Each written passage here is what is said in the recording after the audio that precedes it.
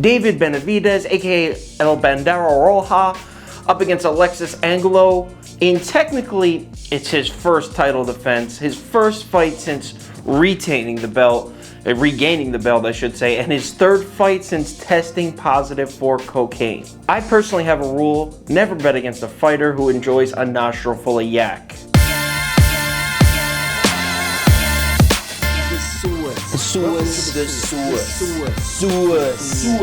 Alright, before we dive into this particular matchup, first let's address these rumors going around. I'm hearing Benavidez's name thrown in there as far as Canelo Alvarez's next opponent. Benavidez straight up said he's not leaving the 168 weight class until he's faced Callum Smith, Billy Joe Saunders, and Caleb Plant. He said that straight up. He's not leaving 168 until he fights all three.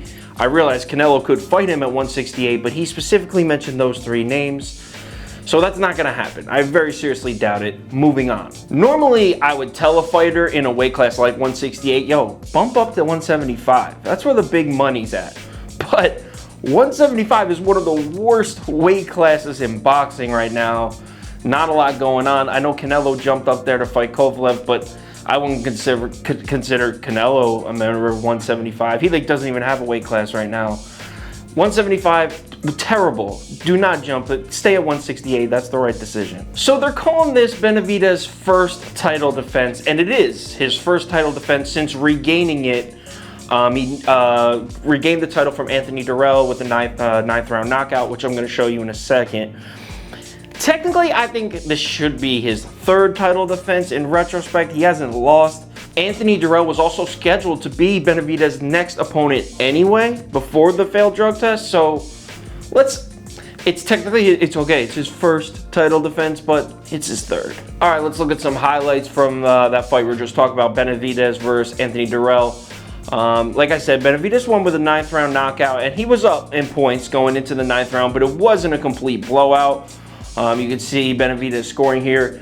Benavidez packs some power in those hooks, man. He's not the prettiest looking fighter, doesn't have the most perfect technique, but he lands with some force. Not a very dramatic knockout at all. In fact, a lot of people are saying that fight should have continued. I mean, I understand why the referee stopped it, but I would have tried to let him finish out the 9th because he didn't really finish him. He kind of just wore him down over the course of 8 rounds of abuse. I would have let it keep going, but I do understand why the referee stopped it. All right, let's take a quick look at the challenger Angulo for this Saturday night on Showtime.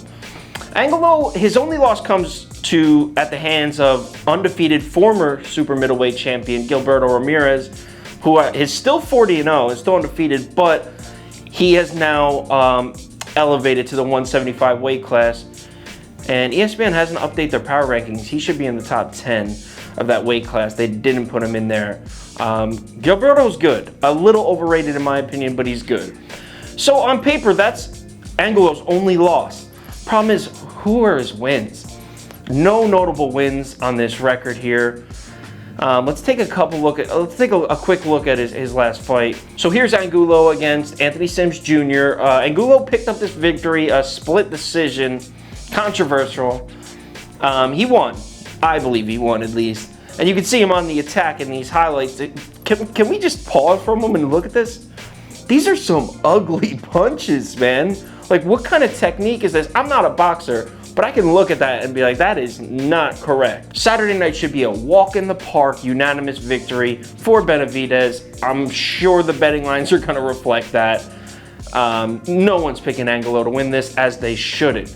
The question being, what's next for Benavidez after that? Caleb Plant, Callum Smith, Billy Joe Saunders. Those are the 3 names he had mentioned in his virtual press conference. None of them have fights scheduled. Are they waiting for this fight maybe? Are they waiting? Who knows? No, I mean, I'm sure the people inside their camp know. We as spectators don't. Comment below, let me know who you think he should fight next. I really would guarantee it's going to be one of those 3 names. But like I said, anything can happen. Boxing is crazy right now, especially with this pandemic.